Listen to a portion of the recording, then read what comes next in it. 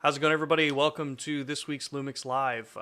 We're gonna have a pretty fun, at least in my opinion, session today. We're talking all about YouTube and how you can go from either not having a YouTube channel to broadcast your content, whether it's obviously personal content like just random musings of those of us on the internet, or if you're doing something like what we do here for Lumix Live, or like what our guest Photo Joseph does. So we're going to cover a lot of stuff from the ultra basics all the way up into some of the more high-end stuff, and sprinkle in a lot of information that hopefully is useful to all of you out there that are interested in getting into this. If you are new to the Lumix Live platform, welcome. This is our weekly stream sessions that we do with different photographers, videographers, people in the industry from the manufacturing side, so my coworkers, and we just have conversations about topics that all of you have been requesting us to cover. Now, we know that we don't always get every question answered or cover every single topic that people want us to during these streams, but we are constantly building new content and new streams that are going to be published out over the next couple of weeks and months. If you have questions for Joseph or myself during this stream, we want you to use @Lumix Cameras, or since Joseph is actually in the chat with us live here, you can always tag @PhotoJoseph as well. And we will see those questions come up in our chat so that we can actually address them during the stream. I think that's pretty much most of the kind of starting stuff that I have to cover. Yeah. So, obviously, I'm getting back into the live streaming thing here. Joseph's laughing at me off camera here. Let's actually kind of jump into it here, and we're going to bring Joseph in. So, hey, Joseph, how are you? I'm very well. What do you think? You took a break or something over the holidays, and now you got to get back into the swing of things? Kind of. Between that and, different setup on hardware for the computer and just my mind going, I'm not going to think about YouTube for a couple of weeks. I cannot imagine the mindset, because you do YouTube, yeah. You have streams consistently on YouTube, and I can imagine that that's got to become a pretty big mental burden after a while, for some users. Yeah, that's fair to say. I mean, when I started doing live, I was actually starting with a show every single day, every weekday. I did a show 5 days a week. And that started off, literally my first live stream was from my phone. It was just super, super basic. And it wasn't even to YouTube, it was to Facebook. It was Facebook Live, because Facebook was doing live and YouTube's live wasn't quite there yet. And then I kind of evolved from that and got more and more advanced with it. And now I basically have a CNN studio in the back here. We'll show that later. But it started off literally broadcasting from my phone on a daily basis every single day. And yeah, it got hard to come up with topics, but as I got more into the flow of it, got more advanced, I kind of filtered it down and started doing it. Now I just do one show a week, but it gives me more time to prepare for it. And I mean, I'm kind of jumping ahead of things here, but how I craft my show is very, very different than it used to be. And what I do with my channel is very different. But, everything's an evolution. But yes, you think about it a lot. Yeah. Oh, yeah. So, for those that are joining us, obviously those that have been with the Lumix Live platform for a while, you all know Joseph. And even those that may not be joining the Lumix Live platform, but have been over following Joseph for the entire journey so far, could you give everybody kind of a brief overview of who you are, what you do, where they can find you on YouTube? Absolutely. So the where to find me part's easy. It's Photo Joseph absolutely everywhere. So Photo Joseph on YouTube, on Twitter, on Facebook, everywhere there is. If you want to engage in a conversations, Twitter is definitely the best for that.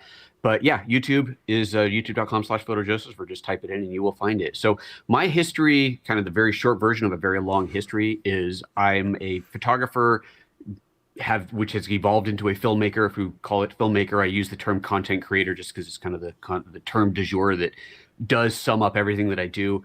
I put a lot of my effort into YouTube these days, but that's certainly not 100%. I do a lot of commercial work as well, but I have my own business, my own studio. I've been here for over a decade and am just pumping out content to wherever it may need to go. Sometimes that's by request. Sometimes it's just the stuff that I want to do. Sometimes it's content review, feature product reviews, that sort of thing. A lot of education, but the topic of the channel itself is photo and video gear and technique. That's kind of the tagline, if you will. So if you are into photography or video, if you like the gear, if you like to learn how to use it, it's the place to go. We got all kinds of good stuff up there. Yeah, yeah. And I think, was it a couple days ago, a nice riveting conversation about coffee in the morning. Always. So yeah, my live show, it's funny because my live shows used to be, right, let me give you kind of again, I'll try to make it a short version of the history of the channel and how it evolved. When I started doing YouTube on a regular basis, it was all about live. And the whole intention was the idea of shooting and editing a video and uploading that is great and all, but that means you can only do so much per week or per month, especially when you're doing other work all the time. And so in an effort to reduce or even eliminate the amount of time that would be required around a show, or a video, I started with live because I have a pretty vast background in doing live presentations, whether live on stage, live on camera, whatever. And I figured I could take that experience and turn that into a YouTube show where I do everything live and I do all the camera switching. I mean, you'll see as we go through this, I can switch camera angles, and this is the kind of thing that I've been doing for years and years and years, and keep myself moving at a pace that I think the audience will appreciate even when they're watching it not live. And the idea was I'd plan everything in advance, do the show, hit some Q&A throughout the show, and then be done. And that show would be on YouTube, and that would be all there was to it. But then over time, even a really well-crafted show might still be 20 minutes long, and people are going, come on, man, get to the point. I don't want to hear the platitudes in the beginning. I don't want the chit-chat. I just want the meat of it. And so eventually it evolved to where the majority of my channel is uploads. And so now I'm doing what I didn't want to do in the first place, but I'm doing the planned, maybe outlined, maybe scripted, it just depends on the show, episode that is fully edited and then uploaded. But I love live, and I didn't want to give that up entirely. So now what I do is a once a week live show that is usually, it's just a completely random, ask me anything, let's just have some fun type of a show. But occasionally I do fixed topics and I go into a show with this is what we're talking about, this is what we're going to do. It just kind of depends on what's going on and how much time I've had to prep for it. Because again, busy times. So yeah, it's kind of an overview. Yeah, and it's funny because that's kind of a very simple. It's almost an identical path as to what we're doing with the LUMIX Live platform. Being able to take the break that I did over the holidays to be able to actually produce what I would say is more interesting content, more captivating content that's actually more thought out, that has more video editing tricks put into it, like, better screen overlays, actually being able to do, screen recording on a phone and walk people through how to do some stuff, was definitely like that kind of breath of fresh air, because I know with all the feedback we get from everybody, all of you in the community, we get a lot of people asking questions that don't necessarily really fit well on YouTube, like on a live stream. They do require some more involved testing and shooting to actually get the point across. So, kind of going with that, obviously when you look at someone who's just starting into this, so I don't know if a lot of you all have YouTube channels in the chat, and if you do, definitely, let people know. That's one of the side benefits of what we're doing with the LUMIX Live platform is the community that's in the chat that's always constantly working with each other. Share who you are with each other. Use it as a kind of free-ish marketing platform for yourself as well to connect with other creatives on the platform. But there's a lot of people I know that have toyed around with creating a YouTube channel and what's involved with that, how to actually grow a channel, and as we just discussed, that decision: do you jump full bore into doing live streaming, or do you take the path of more uploads with sprinkled in live streaming, that kind of thing? So I wanted to kind of start at the basics here. For those that are getting into this, what what is your kind of approach that you provide to people that want to get into this, from the get-go, that have never looked at the platform Sure. before from this side? Right, sure. Well, as far as getting onto the platform, the good news is that if you're watching this right now, you already have a YouTube channel, right? The simple fact that you're here, engaged in the chat, watching the video means that you have an account. Well, I guess you could be watching it not logged in on YouTube, but who does that? Anyway, so once you're here, it's just a case of either going live or uploading, and it doesn't matter what you decide to do. And obviously, most people are going to do both. But the simplest thing is the good old Nike slogan: just do it. It's, you can delay and you can procrastinate and you can say, oh, I need this before I can do it. I got to get that microphone before I can start recording. I got to get those lights. I have to set up my backdrop. I have to do this. And while all of those things are great and all of those things do make for a better show, at the end of the day, you could suffer from what they call, analysis paralysis. You could be stuck trying to get it working forever and never actually do it. Don't worry about the first videos not being any good, because you know what? Nobody's going to see them anyway. That's the big thing about it. Like when you first start, nobody's going to see those videos, unless you're like MKBHD, where, his first video is still online because he never took it down. And it's got millions and millions of views because his channel's so big. Every once in a while, his old video pops up and people start watching it, but he leaves it there because it's funny. It's funny to see how he has evolved, from shooting on a webcam as a teenager in his bedroom to this multi-million-dollar studio that he's got now. And there's nothing wrong with that. I mean, my oldest videos, my first live stream is still up. You can go watch that. It's hideous. But, it's all part of the process. You just got to start. Just do it. Don't worry about it not being great. Just do it. Yeah.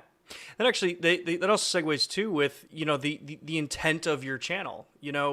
There's a lot, if anyone on here just generally follows YouTube and consumes YouTube content like I do, it's, people can tell if you're being genuine with the content that you're trying to produce, or if you're being, someone who's chasing views or chasing the algorithm on YouTube. And there's some benefit to chasing the algorithms. Obviously, you always want to try to, get a benefit wherever you can in the platform. And for those that don't know, like what I'm referencing, chasing the algorithm is like literally sitting, analyzing what performs the best, looking at how YouTube is recommending your videos or your channels out, and, kind of carbon copying those clickbait videos that get a ton of views. When you get into this, you want to make a decision. Are you producing content for yourself, which is, in my opinion, always one of the best? I don't know. What's your opinion on that? Producing content for yourself is usually the best? Yeah, well, it depends on what your goals are, right? If your goal is to make a ton of money on YouTube, then you are going to be spending your time chasing the algorithm and trying to make sure that you're producing content that gets the views, because you make money based off of views. That's the simple end goal of it, or end formula is, if you want to make money, people got to watch the videos. So yes, if that's what your goal is, then that's what you have to do. And if you don't care, like, let's take this from I don't care about video production. I don't care about what the content is. My goal is simply to make money on YouTube. Well, then that means your content might be makeup videos. It might be camera tutorials. It might be cooking classes. It could be absolutely anything, in which case you're going to do the research on what people are actually watching, what kind of videos have the longest watch times, what kind of videos have the best retention, what kind of thumbnails and titles and so on, and then making content exclusively for that. And if all you care about is cranking out content to make money, well, go for it. It's a business model. There's nothing wrong with that. But if you want to create content that you are going to enjoy creating, you want people to watch your content because it's you as a personality who, and the audience is enjoying what you have to say the way you have to say it, then you got to create for your passion. And I think it's really easy to get caught up in the numbers. And there's so many different ways to look at it and reasons to look at it different ways. Like for me personally, yes, I do make money on YouTube. I enjoy that I can make a part of my living off of it, but it is not the primary source of income, and I don't necessarily expect it to be the primary source of income. So I put a lot of effort into it, but it's more the effort that I put in because I want to, and because I'm creating content that I know I'm proud of, and it's enhancing my skill set for stuff that I'll do for commercial clients, right? If I decide to learn how to I don't know, use some new, let's say a color grading tool, a plugin or whatever. I'm learning this because I want to know how to do this because I think it'll be useful to a client. And that's kind of my approach to a lot of the stuff that I do. And that's one of many different approaches to take towards it. But this way I know that the content I'm making, I really enjoy. Sometimes I create content that's, I don't know, like say you get somebody asking you to do a review of a product and you're like, yeah, that'll be fun to do. And you do it. And at the end of it, you're going, okay, that was cool, but I didn't love it. You know, it was just kind of I did it because I was asked to, and I got a light out of it or whatever. But other times you go, you know, I want to do this education on this one thing because I love this, and I think other people are gonna want to watch it too. And hopefully you're right. And you know what? Sometimes you're not. Sometimes people don't watch it, and you put all this time and effort into it, and you got to be okay with that. Yeah. The YouTuber Sarah Dietschy she's known to say create one for the algorithm and one for yourself. And for her, who she does make her living on YouTube, that's one of her ways of staying sane and also making a living. You know, every other video, it's like this one is what does the algorithm want? What do people want to see? I'll make that video that I know is going to get the views, and then I make one that is just because it's what I want to make. And maybe it gets views, but maybe it doesn't, and that's okay too. It's you got to find the approach that works for you. Yeah. And there's definitely a lot that I kind of see online of people that are, producing some amazing content that, you go to look at it and it's like, it's, under 1,000 views on a video. And there's benefit to that, in my opinion, because it eventually, like, again, it's building that momentum. It's building your reputation. Because as most people that are out there in the chat probably recognize, your reputation online is important. This almost sounds like a line out of an ad for some like personal identity protection thing. But your reputation online will also, kind of set a path for you in YouTube. So when you're just getting into this, most of the hyper successful YouTubers out there, they'll all echo the same thing is, film things, be authentic with it. At the start, don't necessarily go out and chase the algorithms. Don't go chase for these ultra high view counts with shocking videos or, ultra, kind of touchy topics that are just going to be clickbait, because you'll very quickly get yourself pinned as a channel that, is only feeding that kind of content. And that will kind of hamper your growth, especially because as you see, and as Joseph mentioned before, you're going to change over time in this platform. You're going to evolve from do you want to be just a tech reviewer? Do you want to be just a, kind of Lightroom, editing guru kind of thing? Eventually you evolve out of those things and you start to change what your platform is. And Joseph, I think your channel is a great example of that, going from, not just the YouTube, but from a photographer into someone actually very prevalent on YouTube in our community for this kind of stuff. What going in through that growth, what advice would you give people? Obviously we talked about the equipment, just get going and start with whatever you have. But as you're going into it, what kind of path do you recommend for people to take when it comes to their equipment? Like, what would be your number one first thing to upgrade to as you're progressing through? Got it. Okay, so I would say sound is actually the most important first upgrade, because you can, and this is going to sound odd coming from the Lumix guy, but you can make incredible video with your iPhone. Right? Your iPhone will shoot incredible video. The sound on it, though, excuse me, not so good. Right? You want to upgrade your sound. When you watch a video, I think it's Walter Murch's credit was saying, you don't watch a movie, you listen to a movie. The sound is just as important. And anybody who's watched any number of YouTube videos knows that if you're watching a video that's got amazing video, but really crappy sound, you're probably going to bail out of it. Like it's hard to hear, it's hard to understand. There's background noise, it's staticky, they're clipping, whatever the problem is. You go, I'm out. I'm not going to watch it. Flip that around though, have really low quality video but amazing sound, or at least clean, good sound. If the content is still something you're interested in, obviously that's everything. Got to have the content first. But if you have good sound and poor video, you're much more likely to stick around. So anybody who's got a smartphone already has the ability to make really good video. So the next upgrade is going to be a microphone. Get good audio into your recordings. And then you can start adding on top of that. Then upgrade your camera and then maybe do some lens selections. Lighting is huge. How you do your lighting, but you don't have to spend a lot of money on lighting, right? If you've got nice natural light that you can access, even if it's just for a few hours a day, maybe you've got the light that comes through a window in your house that looks really nice for a couple hours a day. Well, that's your shooting window. That's when you shoot by that window where you get that nice light, and now you've got free light, right? That's nice, but you can't get free good audio. That you do have to spend some money on. So do that first. Cameras, lighting can come after that, but yeah, getting that audio up first is definitely important. Yeah.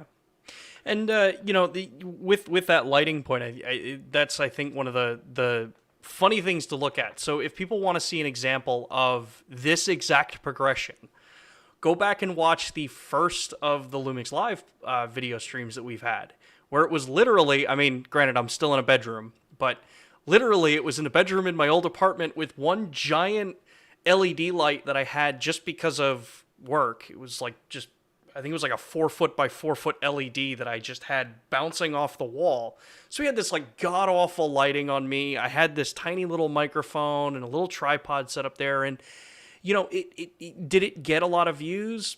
It worked because, obviously I had the benefit of working on a channel that was already established. But as it grew, you can see that progression of, okay, we upgraded the camera, then we upgraded the lighting.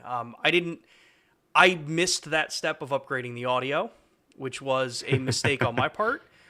We played around with a lot of things with wireless lav mics, and then we went into a condenser mic. But Joseph is 100% right. Your audio, if you don't hear clearly what someone is saying, what's the attention span you're going to give it? Especially because there's a lot of videos, like a lot of the stuff that we do here, like this video, for example, I envision a lot of people, because we're a lot of talking heads in this stuff, are probably minimizing the screen and just listening to it in the background. Right. That's a great point. Yeah. If that audio is crap, you're not going to listen. You're going to click out to something else. So yeah, you definitely do that. But when it comes to lighting, I actually started the lighting with some of these things when I first moved off of that large LED. The little, this one's from Aperture, but there's a ton that are like this kind of light. Literally just set up on top of the monitor so you had some even lighting, and then eventually upgraded into, I've got 2 of the Elgato key lights that we use here for the balanced lighting. There's an easy progression to go, but just make sure that you're, in my opinion, always just kind of staying true to your content and only adding things that actually benefit you at that time. Just as you said, there's no point in jumping out and spending thousands and thousands of dollars just for streaming, because you're not going to make the money back. It's not a platform to make money on to start with. At least not until you get really, really big. And fortunately, since I do commercial work, whenever I decide that I want to invest in some other piece of gear, I know that it's going to be multi-use. I can use it for the YouTube channel, but I'm also going to use it for these other videos that I'm doing for clients or whatever it might be. So a lot of the purchase decisions that I make are based off of, I want this because I can do this with it, but I can't justify the cost of that for the YouTube channel. But then a job comes along and you're going, now's the excuse to buy it because I can use this for the job. Now it makes financial sense. It'll allow me to do that job better, or do that job in a different way, or even offer a service to a client that I wouldn't be able to do without it. And now I've got that piece of equipment that I could also use for my YouTube show. So that part of it is pretty good too. But if I only ever did YouTube, then I would be more reluctant to spend money on the channel, on gear, because the return on it might not be so apparent, might not be so obvious.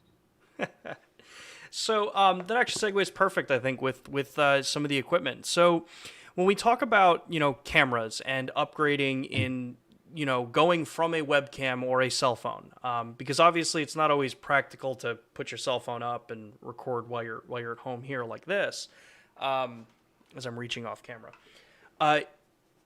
Using the camera equipment that we have, a lot of us as photographers or even videographers that are working professionally have cameras that are already capable of feeding into this platform and providing beautiful image quality that I think a lot of people may not really understand how to take the best advantage of.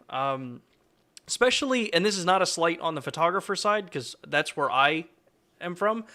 I talk to a lot of photographers that don't 100% realize how flexible your camera is, even if it was never marketed as a video production tool or capable of it. So camera-wise, what camera are you using typically for stuff like this? I know we have a lot of Lumix cameras that support this kind of video capabilities. Sure. So well, again, as a LUMIX ambassador, I'm fortunate that I have more gear than your average shooter would. But that said, so this, I know this always surprises people. I'm telling them that this camera that I'm using right now, this is a GH4.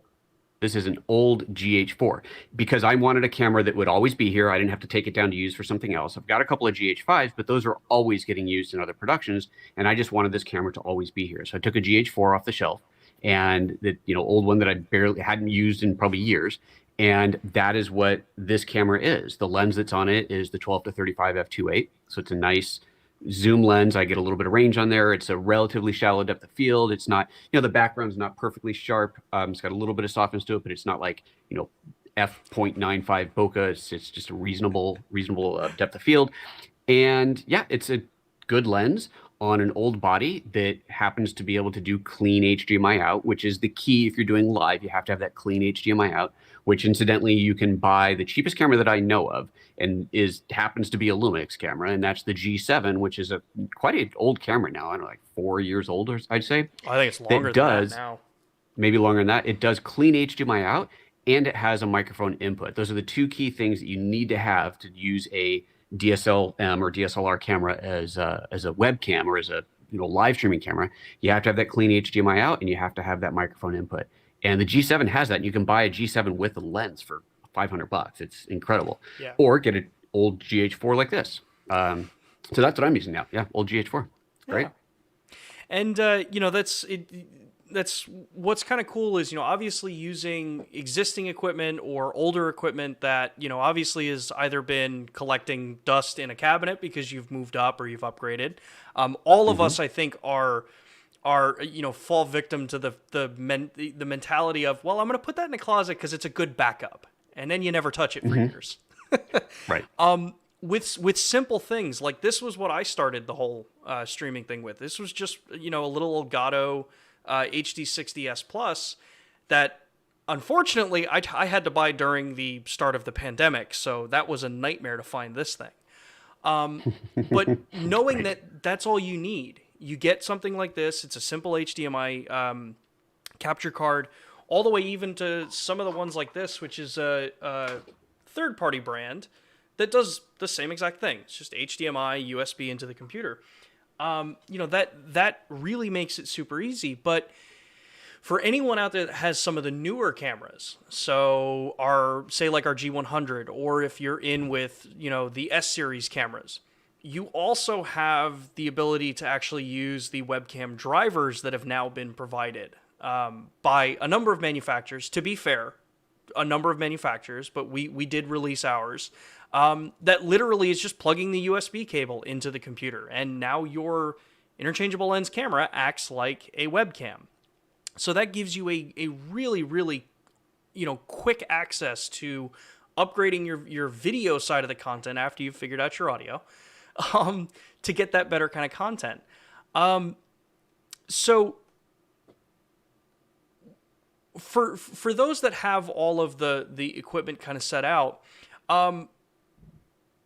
we should probably talk about the actual YouTube backend, like what it's like to actually, you have everything set up, you're ready to go. Like, how do you actually live stream on YouTube? Because I know for myself, it was YouTube videos are what taught me how to do that. Ironically. So I don't know. Do you want to share your screen, or do you want me to jump and share my screen for this? Well, let's just talk before we even jump into the screen. Let's talk about, well, yeah, why don't you, here, I'll share my screen and I'll bring up the YouTube live tool and show how that looks. Let me get that into place. Yeah. And yeah, I guess we can show this. That's fine. So let's It's always The the thing fun it's thing. Yep. when you're showing your dashboard, it's there's some data you might not want shown, but there's nothing on here that's fine. So I will just hit present and allow that. And you guys should be able to see my screen. All good? Yeah. Okay, cool. So once you're logged into your dashboard, and so you're logged into your YouTube channel, you get to your dashboard. I think get to that from here. I'm not even sure where it is. Anyway, you get to your dashboard, and then there's this create button up here. You'll click on create, and you can upload, you can go live, you can create a post. And go live is what we're talking about now. So you go live, and that takes you into a whole new environment where you can set up your streams. And so here we see my next live stream. So this is coming up on January 20th. It's scheduled for that evening. And this is already set up in place. But let's just create a new one. So you click on schedule stream, and you can base it off of a previous show. So you can select it and base it off of that. I don't know what happened. YouTube's always breaking. YouTube broke something where I no longer see newer shows in here. I have no idea why. I'm seeing like this weird smattering of really old shows going back years even. I have no idea what's going on here. So lately, I've had to not reuse settings because I know these aren't right. I just click on create new. So fine. So you create a new show. You create a new show. You create a new. See, I told you, YouTube's always breaking. Schedule stream, create new. Excellent. Well, there we have it, ladies and gentlemen. This is why YouTube sometimes...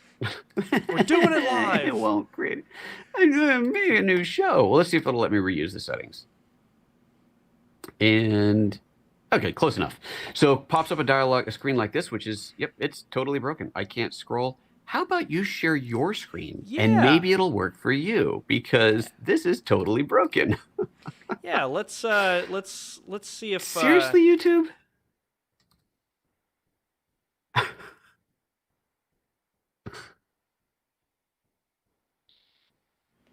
I forgot to set up my audio on that particular OBS screen. Hey, you know what? All right. This is all. Here's what I'm gonna do. I'm gonna log into Chrome. I'm gonna see if Chrome will show it any better, and let's just see what happens there. We'll give it one more shot. We're good. It's all set up now. I mean, this just. I got my audio. Oh, you got it? Okay. Yeah. All right. So so just as Joseph was saying, so you've got the Creator Studio back here, and this is the newer one. And my understanding is, and maybe this is the same understanding you have, Joseph, too, is that YouTube relieved a lot of the restrictions they put in for live streaming on YouTube. It used to be you had to have over 1,000 subscribers or something like that. But I think so. Once the pandemic hit, they lowered a lot of that. Well, I think it was before that. They just, they were building up the platform, and it used to be a bit restrictive, but they've lightened up the restrictions over time. And I think basically anybody with a channel can go live now. I think. I mean, I haven't, had 0 subscribers in quite a while, but anyway, go ahead. So, so as Joseph was saying, you're just going to click on start, schedule a stream, and same thing. I always do just create new, and you just get a simple platform like this. So you all should be seeing that now. Cool. So basically, obviously, you give it your title. You have your ability to set it as private, unlisted, or public. For the first ones, I typically suggest people, when you're setting this stage up for your first, usually set it up as private. Make sure you're comfortable with the process of getting the video up, seeing it in the actual YouTube dashboard, because you can always go back and change the visibility of this. Right. So yeah, you set it up, you add your description. Typically you want to be as descriptive as possible as you can with the video. Try to be clear with what the content's going to be. And then some of the cool tricks, which we'll actually talk about in a little bit, that I know I want to touch on, is like the time stamping that you can do in it for uploaded videos. Mm-hmm. That's always a fun one. And then find out what category you fit into. Are you film and animation? Are you how to and style? Try to fit the best you can into one of these. This is one area where I think it would be better if there were more choices here, but I understand why there aren't more choices. And then for this, obviously, like Joseph was saying, we're scheduling. So you pick the date that you want to go, the time zone that you want to have it. Remember that this time zone is in your local time. So for like here, we advertise that we start streaming at 2 p.m. Eastern time. So I have to set this for 1 p.m. in my platform so that it's my time and it still matches the time. And then your age restrictions. Typically, with our content, I usually am setting this to no, it's not made for children, because or made for kids, because you want to follow the restrictions and the guidelines that YouTube gives you. Now, Joseph, I know that this is something that's obviously changed a lot over the years with YouTube. Have you seen this an is impact here? yeah, if you click that yes button, you're in danger zone. You really got to follow a lot of very clear restrictions if you are going to create content for kids. So unless you are specifically targeting children as your demographic, then do not click that box. You have to follow a lot of very strict guidelines if you do make content for kids. So just click no. This is one of those times where you will want to make sure you read the terms and conditions. Actually read through what they're suggesting, what they tell you you have to do, because you can get yourself in a lot of trouble with the channel, and be totally blacklisted in some cases. And then you have that ability to restrict your content. Do you want people to have to log in and prove an age for your content, or are you saying that it's just anybody can view it? Again, you want to be careful with the content. If we always try to keep language very clean here. Obviously, in a professional platform, it's the right thing to do. But if you're someone who, for better or worse, just doesn't censor your own language for curse or things like that, then maybe you do want to be restricting it. This way you don't get a strike on the channel and things like that. Yeah, I will add to that once you start monetizing, if you are swearing, if you're doing anything that would be considered not family friendly, let's say, then it's very easy to find that your advertising revenue goes way down because there's a lot less ads that will run on your channel. So it's best to keep it clean for sure. Oh, yeah. Yeah. Aside from the money, just in general, it's a good idea to keep things clean. So yeah, that's the general platform for the actual streaming setup. Now, once you have the video kind of created and you're in there, you have all of the different controls here, which I'm not going to click into right now because we have our stream running on it, and I just don't want to pull up the analytics for it. And you end up canceling the show accidentally. Yeah. So we're going to jump back to our two-shot here. That's fine.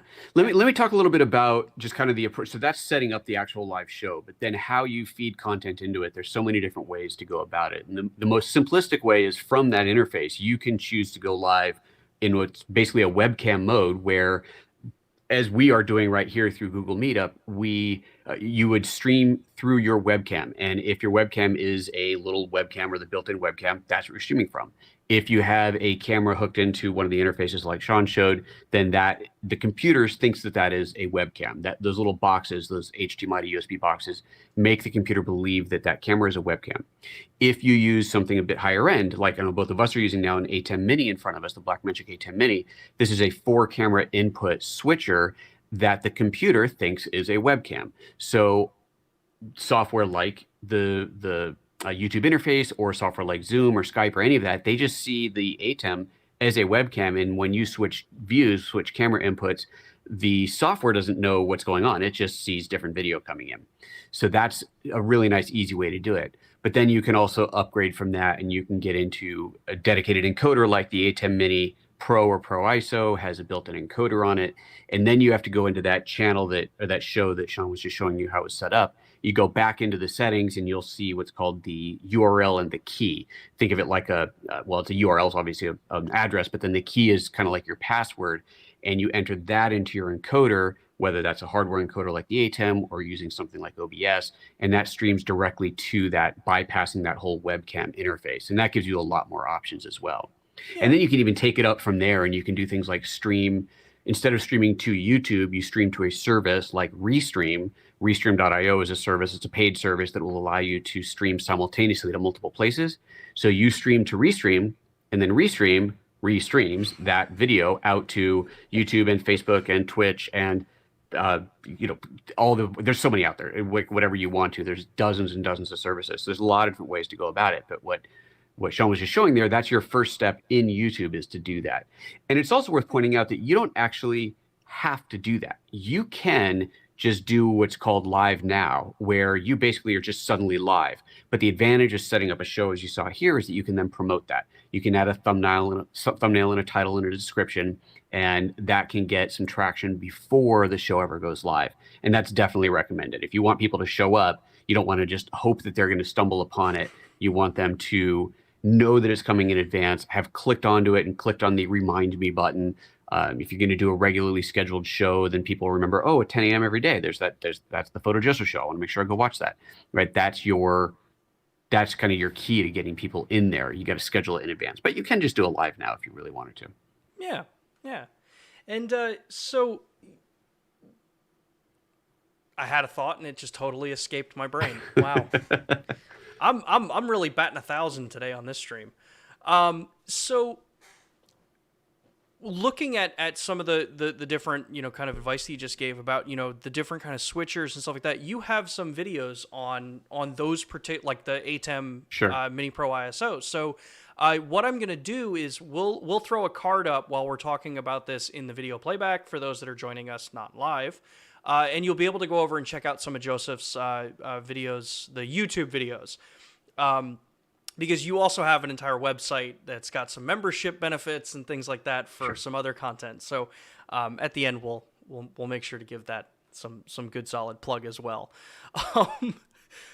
So yeah, once you've got all of that kind of stuff set up there, it really opens the gate for what you want to do on your channel.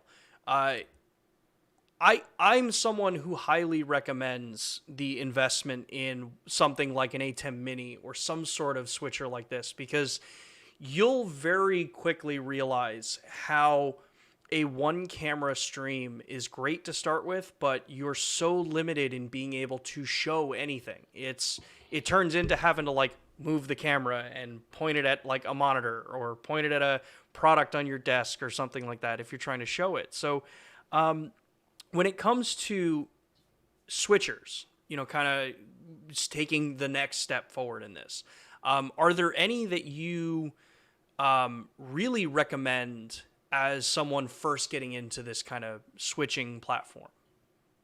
Yeah, well, you said it, the ATEM Mini is... So Blackmagic really took the world by storm when they released the ATEM Mini, the first one, which is now a little over a year ago. And it was a $300, and this one's still available. It's a $300 device that allows you to plug 4 cameras into it to switch between 4 different cameras. It gives you all kinds of other features like picture-in-picture and titling and graphics and audio mixing and audio enhancement. There's a ton of stuff that you can do in there that's really, really cool. But at the crux of it, it is a 4-camera input switcher, and you have physical buttons that you push to switch from camera 1 to 2 to 3 to 4. And that then plugs into your computer as a webcam. So that's like your easiest way to go about it. And there's just nothing else on the market at that price point that really does that. Now, if you were to step away from the ATEM and think about, again, the hardware that you held up in the beginning, the HDMI to USB converter, this is essentially 4 of those. But here's the thing with using those guys. So you take one of those, you plug it into your computer, cool. You go, oh, I want to add a second camera. You get another one of those and plug it in. You are now probably maxing out the USB bandwidth on your computer. And so you're going to run into troubles potentially even with just 2 cameras, but adding 3 or 4, forget about it. It's going to be a problem. So the advantage of the ATEM or any hardware switcher is that it takes all of that out of the computer, and all the computer gets is a single video feed. So that's a really big part of it. I know people say a lot like, oh, well, I can just build this in software. I've got a powerful computer. All I need to get is a handful of those HDMI to USB boxes. Technically, yes, but no. It really doesn't work out that well. The other problem with that, and this is something I think a lot of people don't even think about, is the USB address is not a permanent address. Every time you plug and unplug a USB device, it gets a new ID to your computer. So let's say that you go into something like OBS and you set up a bunch of USB cameras that are those HDMI devices, and you set everything up, and then you reboot your machine, you unplug and plug something in, you fire up your OBS the next day, those cameras might be missing because the computer no longer sees them on the same ID. And it might not be missing. It might be there, but it might be gone. And so you just kind of never know. And that whole process of trying to do it in software is just a bit of a pain. So Blackmagic came out with the ATEM Mini a little over a year ago, took the world by storm, and it's also important to understand that this is not their first foray into this. Blackmagic makes, and here now I'm going to switch over, and this is me showing off a little bit. But what Yes. you're seeing here is my rack of gear, and I can't point to the screen right now, but at the top, well, about 2/3 of the way down on the screen, you'll see a box that has a big array of little white buttons on it. Oh, good, you can point. Yeah, yeah, point to Yep. the ATEM. And those, so go up a little bit. Nope, up one Hey, more. there There it you go. is. That device, that's the ATEM 2ME. That is a much larger ATEM. It's the same thing as the ATEM Mini, but it is a much bigger version of it. That one has 18 inputs, I think, 16, 8, I don't remember. It's got a lot of inputs. And I can do the same thing I can do with the ATEM Mini, but on a much larger scale with much more inputs. And then let's go back to that again real quick. Underneath that, you see a dedicated monitor for the multi-view, so I can see all the inputs that are going into that. Underneath that, you see a bank of 6 HyperDeck recorders, so I can record up to 6 inputs simultaneously, all in sync. And then 2 steps below that, the box with the other screen on it, that's the Pearl. That is a dedicated hardware encoder for live streaming. So this is all a somewhat ridiculous amount of gear that, again, isn't just for a casual YouTube show. I do a lot of different things with this. But that's your kind of higher level. So I point all that out to say that starting with that Blackmagic, the much bigger one, that is Blackmagic's history in making these switchers. Much higher end, used in broadcast all over the world, totally commonplace you'll find in broadcast studios everywhere, TV stations everywhere. And then at one point they went, we can make a $300 version of this to sit on your desktop. And that's exactly what it is, what the ATEM Mini is. And then they added features on top of that. And you got the ATEM Mini Pro and the ATEM Mini Pro ISO that add additional features. And we can get into that if you want to, but I don't want to turn this into a sales pitch for Blackmagic, but it is, do your research on that. Those 3 switchers are incredible. Obviously, each time adding substantial features to it. The ATEM Mini Pro in the middle being the first one that has the built-in encoders for streaming to YouTube, and definitely what I would recommend buying if you're looking at this for a first time. And the ISO is great if you can afford it and you need that or you want those features. But Yeah. that's getting that kind of hardware is just definitely going to be a great way to go. It makes things so much easier. Yeah, yeah, and that's how quickly you can see that. Back to that original point that we were making, chasing equipment doesn't necessarily mean that the production's necessarily going to be any better or worse. I mean, it does lean that it's going to be better. I mean, I don't want to kid anybody in thinking that if you have all of this high-end equipment and high-end cameras and great audio and amazing lighting, it's going to make an amazing looking video. Yeah. But I mean, at the core, you still need to actually understand how to use the equipment. So that's kind of at core. Make sure you understand how to use your camera and your lighting, stuff like that. But Yeah. you don't necessarily need all of that crazy high-end stuff to do this. I'd say at the bare minimum, for someone who wants to get into, say, like product reviews, if you want to get into that kind of platform, I'd say, 1 or 2, or at minimum, like 2 cameras and an ATEM with a good setup microphone are probably the bare minimum you need to really give yourself that flexibility for vastly different topics across the board. And let's keep in mind too, you're largely talking about live, right? If you want to do Live. a multi-angle live shoot, then you need multiple cameras. But if you're talking about just doing a video that you're going to upload, I know plenty of YouTubers who started out with, I'd say probably pretty much everybody started out with a single camera. And if you are doing a product review and you want to have multiple angles, you want the top down, you want the close-ups, you're just shooting the same thing over and over again. That's your classic, let's just do the bit with the camera here, and then I do a top down and I do the same thing, and you do it in editing. You put it together in editing. Or you do an approach where you're just talking to camera. I'm not showing you the widget on screen. I'm just talking and explaining. And then I shoot all the B-roll later. That's all the close-ups, all the me manipulating the camera lens, light, whatever it is, and then cutting that in afterwards. And it's not meant to look like I'm showing it to you. I'm just explaining it to you, cutting away to B-roll. And that way you can get away with a single camera. You absolutely can. And that's where you should start. Nobody should go out and buy 6 cameras to set up this massive thing to start. That's just crazy. Start off with a single camera with what you already own. And if you have multiple cameras to start with, then that's great. That's cool. You can certainly do that. But if you don't feel like that should stop you. Yeah. Yeah, definitely. I mean, for for most of the videos that that I shoot for internal training materials, that does have a lot of B-roll cut into it. I actually had a conversation with one of someone over on Facebook about this, because I shoot a little different than a lot of people when it comes to that kind of B-roll thing. I don't do individual clips of my different B-roll shots. I let the camera run, and I use timecode to, cut and clip and do all that kind of stuff in post. But literally, it's just like Joseph is saying. You're running with one camera, you're doing your shot, you're moving the product, showing it, whatever you want, and then you're just grabbing all that stuff later. It sounds more complicated, all of this. Getting into YouTube, getting into streaming, actually building and growing your channel. It sounds more challenging than I think it really is, but it does take dedication.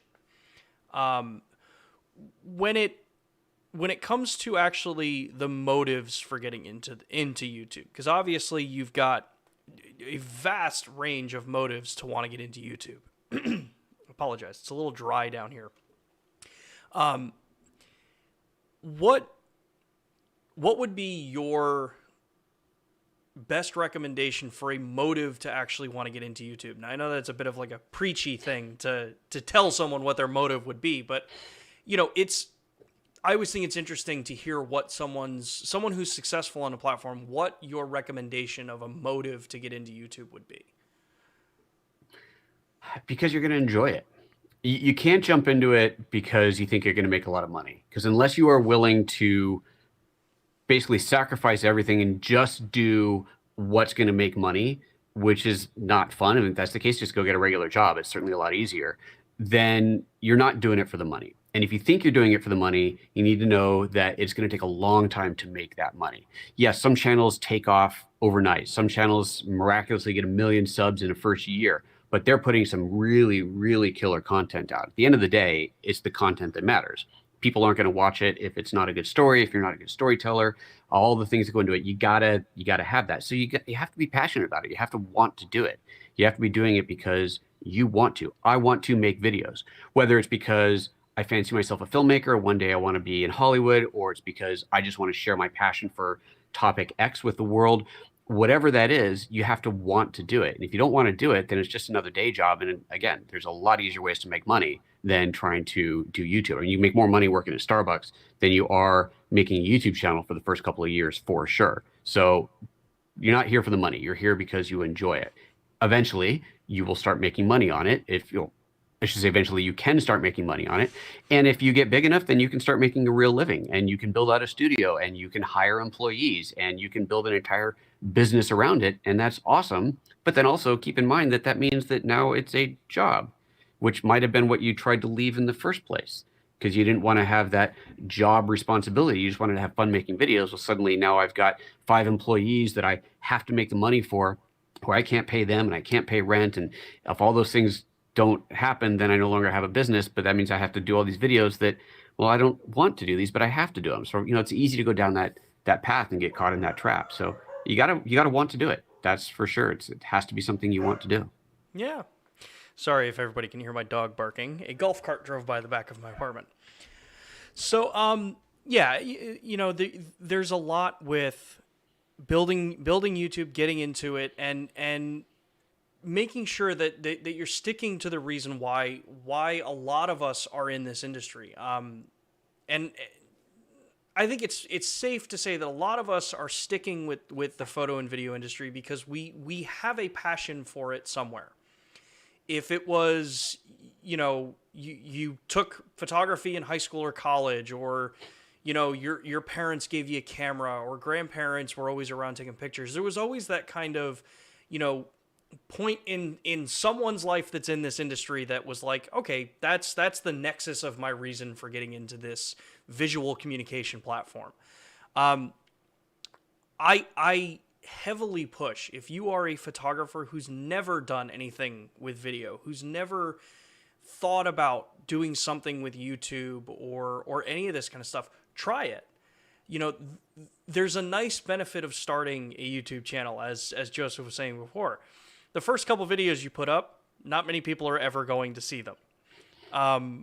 It's just a fact. Unless it is like some crazy amazing content that you put out and you just have a natural knack at this, because that does happen. Yeah. You know, put it out there. If it's, you know, create videos at the start that are of your interest. If it's, you know, you want to get into reviewing something, and I always go back to that as a fallback because it's like the easiest thing to show. You know, progression is people reviewing products. You can see those channels build, but you know, also look at the gaming industry. I love playing PC games and stuff like that, so that's somewhere that I watch a lot. But you can watch that progression grow, and you'll notice that thread through all of them, that the people who stay true to the content that they love, that they enjoy making, that doesn't become a job for them, are the ones that typically tend to succeed with it, because people want to find relatable content. That's honestly why Joseph, why I do love watching your content. I don't always have the ability to catch it live, but I like watching your content because it's you. It's the person that I know off camera that, you know, just has a love for tech and this kind of industry and is always fascinated by it. So, you know, definitely for everyone that's in there that's building your own channel or looking at building your own channel, stay true to your core concepts of what you enjoy to do. Let's see here. Absolutely. We haven't really looked at the chat because there hasn't really been a lot of questions here. A couple questions that Jack has been answering in there, but let's look through here to see if there was anything, and it just wasn't with the @. Yeah, I've been keeping an eye on it. I haven't seen anything that needs to be addressed on here. But yeah. Hello to my regular viewers who are also in here. It's lovely to see you here as always. Yeah. Let's see here. Albert saying he loved the BGH1, looks great. That's what I'm filming on right now. You know, and that's kind of like maybe the last product segment segue that I'm going to make with this is, you know, obviously, like Joseph and I were saying, we're fortunate enough that we have the ability to access near any camera that we want to use.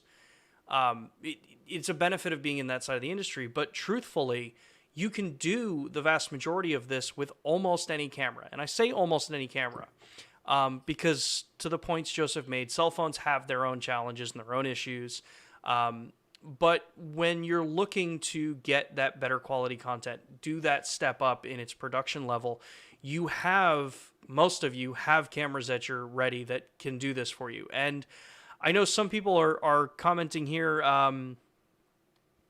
The question actually here, and this is going to segue why I'm talking about this. FC says, for live streaming, is shallow depth of field or larger depth of field preferable?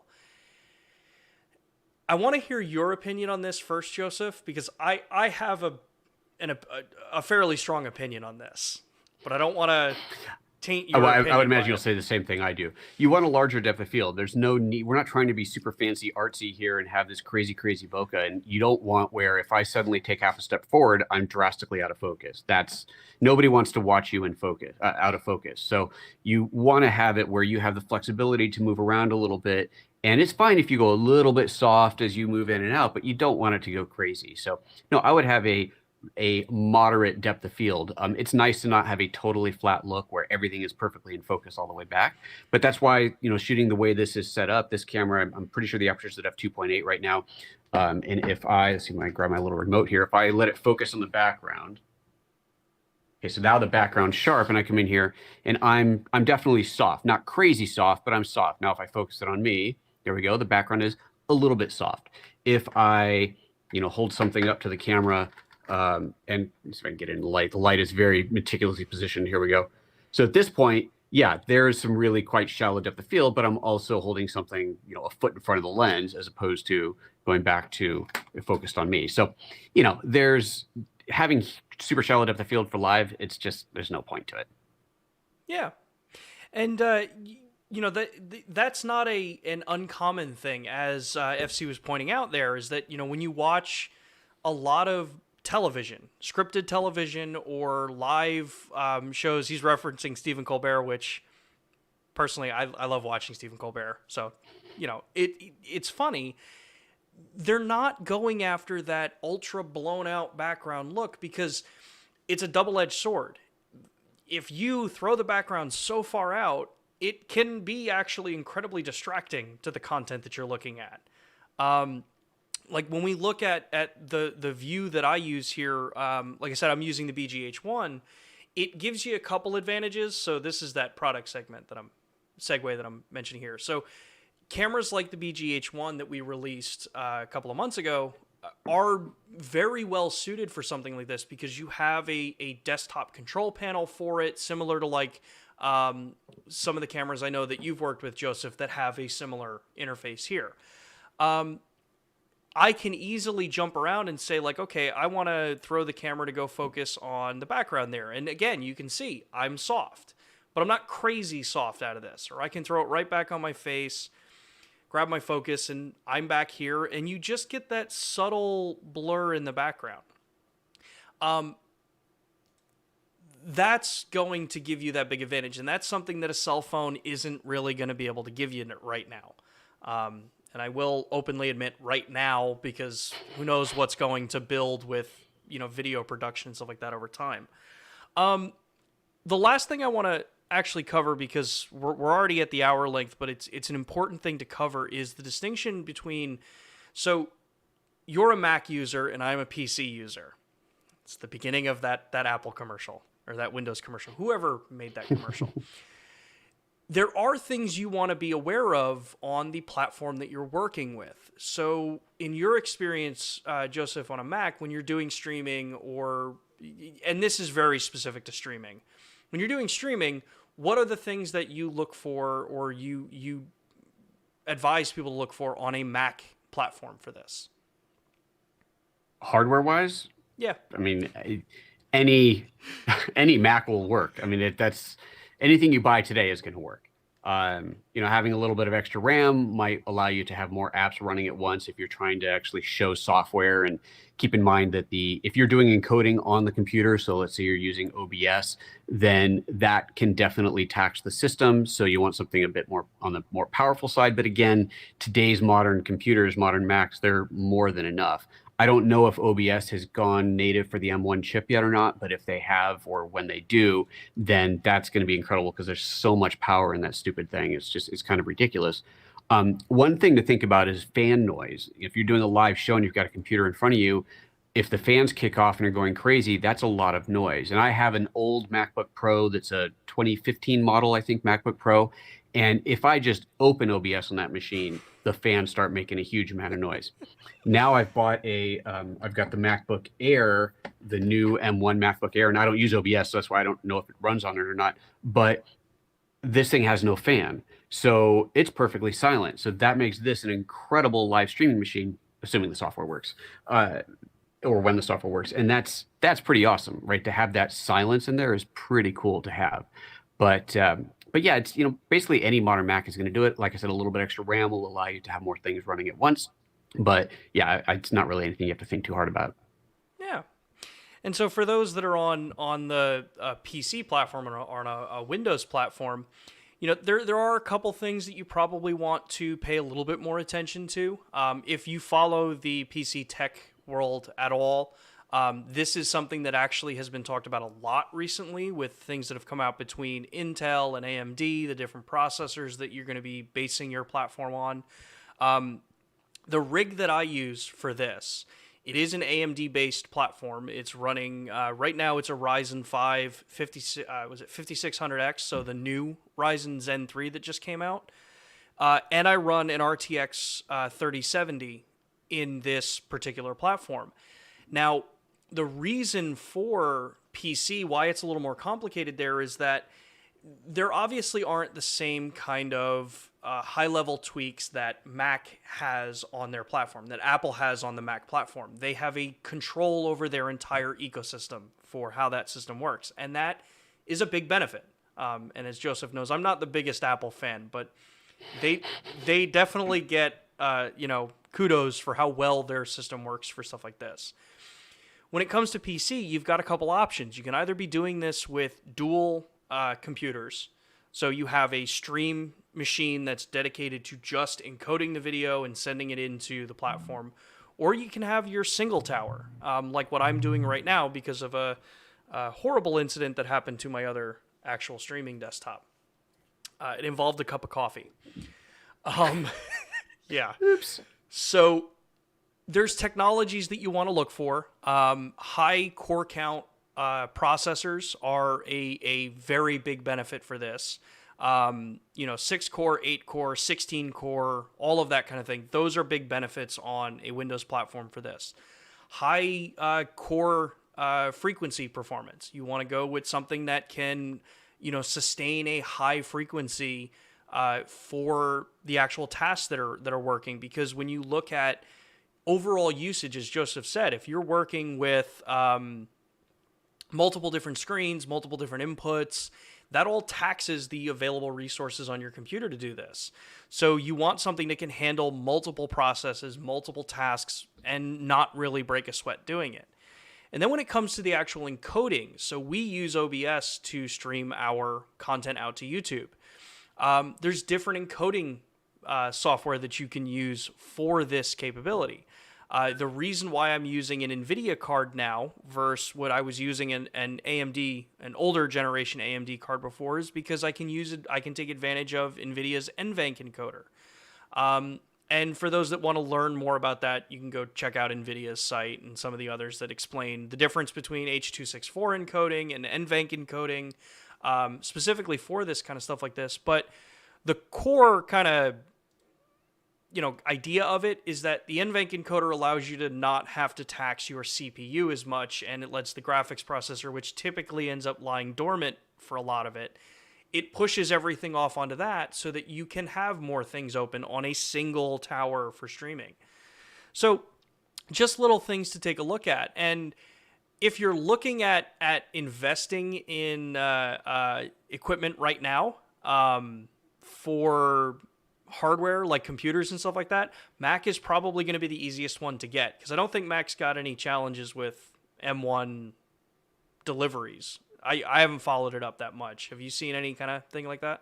I haven't been following. I don't know what's available. When I ordered mine, I went for the base model, because if I ordered one with extra RAM, it was going to take another month to get. So this is just the base model, but it's more a word processing machine than it is any kind of high powered thing. But it's the base model is just shipping. Yeah.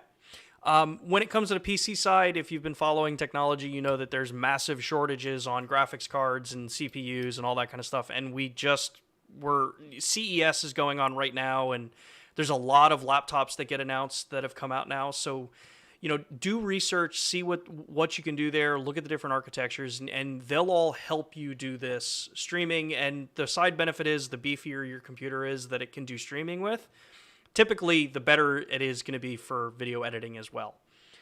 So, let's take one last look for questions, and then we're actually going to wrap up here today. I saw a couple questions here. Steve is asking. I think they've been addressed. Oh yeah. All right. Yeah. So Jack's got most of those questions there. We will get you the part number for.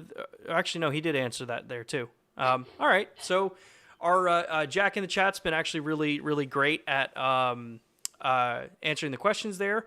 So yeah, Joseph, where I know you said it at the beginning, but where can everyone find you again? And what's your next live stream you got coming up, or next event you got coming up? Yeah, so Photo Joseph, absolutely everywhere: YouTube, Facebook, LinkedIn, Twitter. Everywhere is Photo Joseph, so that's easy enough. Including photojoseph.com.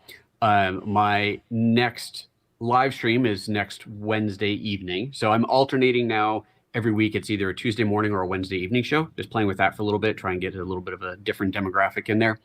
And that one, I'm not 100%, but I might actually make that a specific topic show. So I just go to the channel, and you'll see that listed on the top there, and just hit the reminder bell on that one. And then the next big YouTube thing that I'm working on right now is actually, you'll enjoy this. I'm working on a series on HDR delivering, how to edit and deliver HDR content on YouTube, specifically for YouTube. And it's a huge topic. And I have a video series that I've been working on for this, and hopefully it'll be out sometime in the nearish future. But it is completely written. I'm shooting all the B-roll for it. I've recorded a scratch voiceover that'll all get replaced in the end. But It's going to be an hour of content, about an hour, maybe a little bit more than an hour of content, 8 or 9 videos broken up by specific section of what you need to know. And it's if you're interested in delivering HDR for YouTube, this is going to be the place to go get the information on how to do it. Awesome. Yeah, and we will link to Joseph's live stream for next week up in the corner here. So again, yeah, I want to thank you, Joseph, for taking the time and joining me today. Thank you. I always enjoy the conversations you and I have.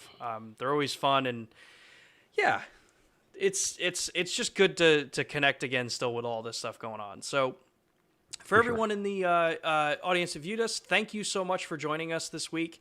As a reminder, we are live every Thursday at 2 p.m. Eastern Time. We will be back live next Thursday at 2 p.m. Eastern Time with our ambassador, Emma Svensson, to talk about diversity in portraiture. So you're definitely going to want to check that out. There are some amazing images that we're going to be talking about, and we will be featuring and highlighting the 85 millimeter for the S series. So if you've been wanting to see more actual examples of images shot with that lens, definitely join us for that. The following week, I think we're doing one on the actual Lumix Sync app and the Panasonic Image app. So we're going to be doing an entire series on the apps for Panasonic. So make sure to like and subscribe and hit the bell icon. Those other videos are up, so you can already go on there, and as Joseph said, you can click that reminder button so that you make sure you get notified when it's coming up. With that, and I always forget about this, we have the email address, lumixlive@us.panasonic.com. Where you can submit your suggestions for future events. So for future topics that you want us to cover, as Joseph and I talked about at the beginning, going back to some of those recorded sessions may actually be some fun to do, where we can get more involved in some of those topics. So send those suggestions over to lumixlive@youtube.com or lumixlive@us.panasonic.com. At youtube.com probably has no response there. And yeah, last thing to mention is if you guys are a Lumix S series camera owner, make sure to head over and look at the Lumix Pro services that we have offered in the market right now. There are some really sick promotions going on for the Platinum service now, so make sure to go take a look at that. I'll put a link down in the description and get your Lumix Pro services, either Red or Platinum series, if you would like to get into that. Otherwise, thanks again. Thank you, Joseph, for joining me, and we'll see you all next Thursday. Take care, everybody. Take care.